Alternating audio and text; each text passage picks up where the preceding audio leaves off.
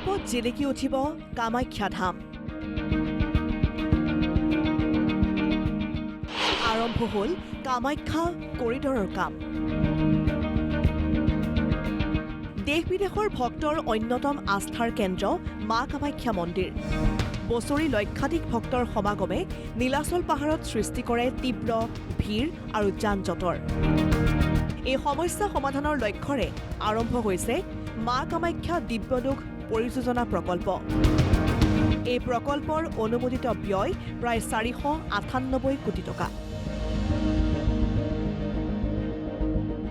প্ৰধানমন্ত্ৰী মোদীয়ে 2024 চনৰ ফেব্ৰুৱাৰী মাহত প্ৰকল্পৰ আধাৰশিলা স্থাপন কৰিছিল।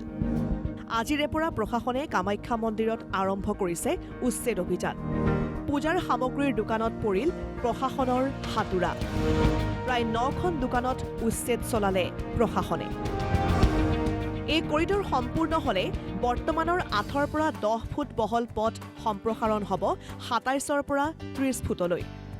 মন্দিৰৰ চৌহদত মুকলি ঠাই 3000 বৰ্গফুটৰ পৰা বৃদ্ধি হ'ব 1 লাখ বৰ্গফুটলৈ। ইয়াৰ উপৰি খোজকাঢ়ি যোৱা ভক্তৰ বাবে হ'ব পৃথক পথ। আধুনিক আলোকসজ্জা, শৌচাগাৰ, বিশ্ৰামাগাৰৰ ব্যৱস্থা কৰা হ'ব।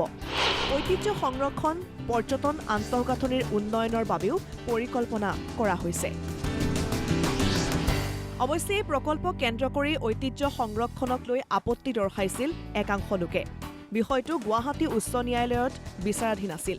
পৰৱৰ্তী সময়ত বৈজ্ঞানিক সমীক্ষা আৰু IIT গুৱাহাটীৰ পৰামৰ্শৰ ভিত্তিত আদালতে নিৰ্দিষ্ট চৰ্ত সাপেক্ষে নিৰ্মাণ কাৰ্য আগবঢ়োৱাৰ পৰামৰ্শ দিয়ে।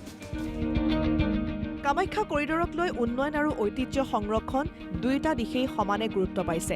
এতিয়া সকলোৱে অপেক্ষা কৰিছে কেতিয়া সম্পূৰ্ণ ৰূপত বাস্তৱায়িত হয় এই বহু প্ৰতীক্ষিত প্ৰকল্প।